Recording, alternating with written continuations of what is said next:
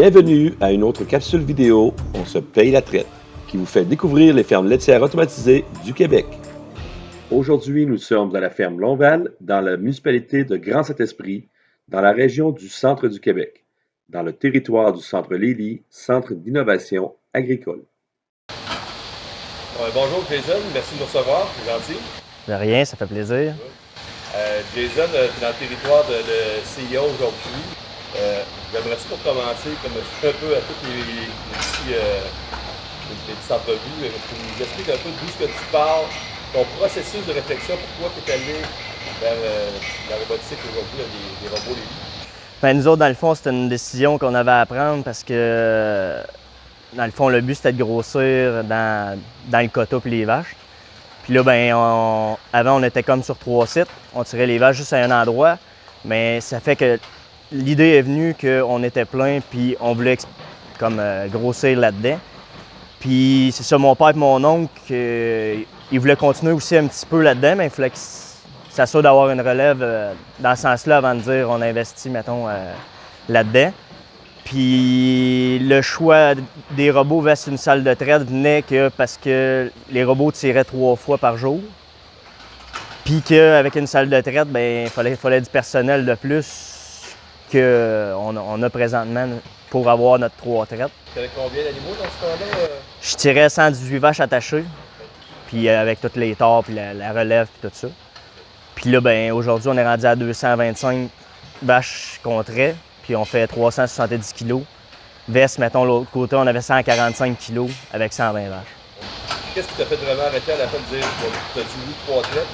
C'est vraiment l'ingrédient le plus important que tu as dit, le temps, la main-d'œuvre, de trouver tout ça, c'est ce qui t'a fait faire salle de traite? Ouais, ben tu sais, on est quand même du monde qui aime ça faire bien des affaires nous autres mêmes. Puis là, le frais d'employé puis tout ça, qu'on était obligé d'engager de plus, ben il nous a fait pencher dans la balance à dire, bon, on va s'installer des robots. Puis, dans le fond, les traites, comme ça va nous sauver du temps puisque les traites vont se faire toutes seules. Mais c'est plus le fait vraiment du 3 traites par jour qui a fait pencher dans la balance qu'on y va avec des robots. Puis, avant ça, on avait comme, ben, j'étais moi plus un employé, plus mon père puis mon oncle. On était 4, ouais. Puis là, ben, dans le fond, il y a mon cousin Alex qui est rentré sur la ferme, mais qui est rentré probablement pareil. Je veux dire, c'est de la main-d'œuvre, mais je veux dire, il est rentré pareil, mais on a gardé l'employé qu'on avait l'autre côté, dans le fond. Puis on est le même monde qu'on était pour la production qu'on fait présentement. Qu'est-ce que j'ai remarqué le plus, puis qu'est-ce qui me rend le plus fier, c'est qu'on n'a pas eu besoin de... Mon chiffre, dans le fond, pour les robots, c'était d'avoir 330 kg avec 4 robots. Ça, j'aurais été vraiment satisfait de ça.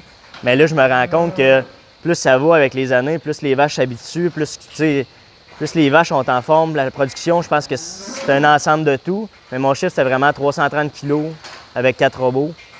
Puis là, ben présentement, c'est ça que je te dis, on fait 373 kg avec 4 robots. C'est officiel. Bonne alimentation aussi. Tu as dit ça quand on avait les vaches. Ouais. Rien, les vaches, ils ne se pas trop. Puis... Non, c'est ça, c'est de l'attirance aussi. Avec le genou qui repousse, on soigne 2 fois par jour. C'est sûr qu'on s'arrange pour qu'ils ne marquent jamais dans le silage en avant des vaches. Ben, nous, ça prend 45 minutes de faire le tour ici. Puis il disait de faire la même affaire de charge. Fait qu'il passe à tous les heures et demie, il passe faire sa run.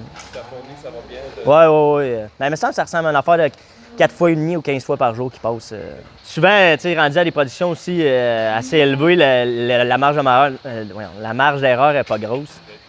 Fait que l'alimentation, c'est vraiment la petite coche de plus qui fait que tu vas aller chercher une production un petit peu supérieure. Nous, quand on est rendu à des chiffres hauts de même, est-ce que c'est une gestion qui est très compliquée à gérer au jour le jour? Je comprends qu'on a une bonne logique, une production, mais au jour le jour, c'est dur à gérer ça. Je te dirais quand la roue est partie, de dire que ça va bien, puis c'est sûr que c'est comme de l'entretenir. Je te dirais pas que je suis pas capable de dormir la nuit parce que je fais une grosse production quand même, mais je veux dire, ça reste qu'il faut que tu sois là, puis avec les robots aussi, ça donne une flexibilité. Là. Le soir, si on a de quoi, mettons, à 5h30, on aurait un souper ou à 5h, on peut faire notre train un peu d'avance si on sait qu'il n'y a pas d'autre ouvrage ailleurs ou n'importe quoi. Ça permet de dire je peux finir un peu plus tôt, Puis quitte à revenir le soir pour faire notre tournée d'étable pour voir si tous les animaux. J'ai encore, mon petit Johnny va avoir 2 ans au mois de novembre. C'est sûr que lui, il se couche pas à 8 heures. Là, fait que, tu sais, mettons, c'est sûr que de pouvoir souper avec lui le soir à 5h30, 6h, ça il fait pas mal dans la balance. Là. Puis, ben, tu sais, c'est sûr que le matin, quand je me lève, ils sont couchés bien souvent, là, mais ça reste que dans la routine de pouvoir le voir le soir. C'est sûr que si j'avais un train, il viendrait me voir à l'étable, si on se trouvait d'autres moyens, mais le fait de pouvoir être à la maison, ça il fait vraiment aussi. là, tu viens à l'étable, on travaille en même temps. C'est ça. T'as pas tout le temps le temps, puis, mais non, dans le fond, pouvoir prendre du temps de qualité un peu avec, ça penche gros dans la balance. Moi, j'ai une fin de semaine sur 2 de congé. Puis ben, le fait qu'on ait aussi on a un employé, fait que le fait d'avoir un bon employé puis des bons actionnaires avec moi fait en sorte que on est capable de prendre du temps. Je veux dire, j'ai des activités comme moi, je joue au soccer 2 fois par semaine. Fait que, je suis capable d'aller à mon soccer, puis ça fait partie de la qualité de vie qu'on s'est acheté en ayant des robots aussi. Pour l'alimentation, tu me disais tantôt, ça me permet aussi de bien soigner une place, c'est fait, c'est rapide. Ouais, c'est ça. Ben, nos bunkers sont à proximité. Puis le gars, tu sais, il se promène pas. Dans le fond, il s'amuse pas à se promener tout le temps. Fait que c'est sûr que pour le soignage, c'est très rapide. Là. Soigneur à veau, tu as du soigneur à veau, un ouais. Pour soigner les veaux. Tu l'as-tu depuis le début, ça aussi? Oui, on l'a depuis qu'on a bâti. Comment tu travailles avec ça? C'est une grosse tâche quotidienne? Tu veux-tu des avantages? Ben, c'est sûr que quand ils ont passé le premier 10 jours, nous, on les envoyait directement à Loup. Fait que c'est sûr que ceux qui sont partis, après ça, c'est un suivi avec la Loup, là, un suivi quotidien. Mais je veux dire, oui, c'est sûr que ça aussi, ça nous sauve du temps. Parce que, tu sais, présentement, je pense qu'on a 18 ou 20 veaux à la Loup. Fait que c'est ça. Ça sauve tout ce temps-là avec les veaux qu'on faisait boire. Ben, le gain de poids, ouais, ben, on faisait gros les suivis, c'est sûr, au début plus pour voir si vraiment. Mais oui, c'est sûr qu'on avait remarqué une amélioration sur nos veaux génisses qui partaient plus vite. Tu sais, de dire, mettons, c'est sûr qu'ils ne tombaient pas à l'ensilage quand ils étaient sevrés, mais tu sais, je veux dire, on est capable de voir vraiment. On est capable d'avoir le poids qu'on voulait à 6 mois, mettons. On avait calculé qu'il sortait 80 %. Fait que souvent, on saillit en fonction de la médaille. Une vache qui. On fait le suivi avec notre rapport probabilité de chaleur. Puis quand il se trompe pas. C'est sûr que ça la longévité des vaches, moi j'ai remarqué une nette amélioration. Là, quand on était à l'autre côté, une 5e veau, c'était quand même assez merveilleux, 5-6e veau. Puis là, ben, tu sais, je pense que je suis rendu à 4 8e veau, puis une 9e veau. Fait que, tu sais, là-dessus, c'est des vaches que j'ai pas besoin de réélever. Puis d'ailleurs, mon taux de réforme a beaucoup diminué depuis qu'on est en stabilisation libre.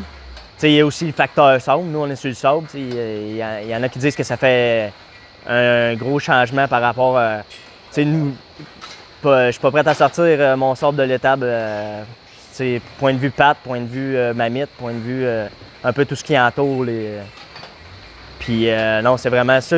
C'est ça qui m'a le plus frappé d'attacher à des vaches lousses. Tu marques quand même ton arrière robot, ton 240C. Tu fais ta régie beaucoup avec ton 240C. Tu as des affaires spéciales à faire tout à l'heure. Ouais, ben nous autres, on utilise beaucoup les rapports. Là. Je veux dire que ce soit pour le mettre en préparation BLH, pour piquer au GVAC, pour. C'est tout des systèmes de régie qu'on utilise. Moi, je marche juste avec le T4C, même avec le vétérinaire, on n'est que avec T4C. Puis ça reste que, avec toutes les données que ça nous donne aussi, les rapports, c'est souvent plus qu'on espère, je veux dire. Mais c'est le fun que quand tu veux voir des chiffres, tu es capable d'en voir puis de voir tous les résultats. Je veux dire, souvent, on se dit une vache qu'on ne voit pas dans les tables, c'est la plus payante parce qu'on n'a pas besoin de la traiter, pas besoin de. Quand tu dis je la vois pas, ben tu te dis cette vache-là, c'est parfait. Parce que, je m'amuse même, j'ai comme un groupe d'amis, puis à chaque fois, là, ils sont là, Chris, quand est-ce que ça va arrêter de mater, mais c'est ça, mais tant que ça continue de même, j'ai pas un mot à dire, ça dépasse mes attentes. Les frais de vétérinaire qu'on avait quand on était de l'autre côté, on était bien de monter ce chiffre-là de 5 à 10 000, mais on ne l'a pas doublé pareil comme on était de l'autre côté. Là. Non, c'est ça. Ah, c'est sûr qu'on a diminué beaucoup. Là. Les premières années, on a eu les années un petit peu plus rough ou n'importe quoi. J'en ai des gars d'alimentation qui m'ont dit « Ah, toi, t'as un robot, ça va faire 40 kilos. » Ouais, mais tu sais, il y a d'autres affaires à régler avant de dire « T'as un robot, tu vas faire 40 kilos. » Mais je veux dire, tu sais, ça reste que là, tu sais, tout marche bien. On est vraiment, la roue est vraiment bien partie, puis c'est juste de l'entretenir puis de continuer. Percute sur 10 ans, il y a tellement d'avantages, ils vont en masse compenser. Ben, je te dirais que point de vue vache, il n'y a que des avantages. Mais c'est sûr que quand tu arrives dans tout ce qui est machinerie ou n'importe quoi, ça a des coûts, ça a des désavantages. Mais comme je t'ai dit, moi, j'aime mieux avoir moins de problèmes dans l'étable, plus de problèmes mécaniques, un petit peu peut-être. Un petit peu plus de régie mécanique, mais facile à gérer. C'est ça, c'est ça. Dernier petit mot, qu'est-ce que tu pourrais dire à quelqu'un qui veut partir aujourd'hui dans l'étable attachée, qui hésite? Bien, c'est sûr que je te cacherai pas que la première année n'a pas été la plus facile. Puis, mais c'est sûr qu'à voir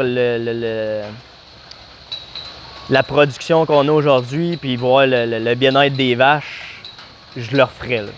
C'est un move que je referais en sachant que ça vaut la peine comme ça, puis que je peux, mettons, comme doubler mon chiffre en ayant un petit peu, oui, parce que tu sais, les ensilages, c'est un petit peu plus d'ouvrage puis tout ça, mais en disant que tu sais, avec le même monde un peu, puis on est à bout de faire une production en plus, je pense que oui, je pense pas que j'hésiterais. Votre côté, félicitations, puis longue vie à... Ouais, ben, on espère, on espère. C'est bien, merci. C'est bon, merci.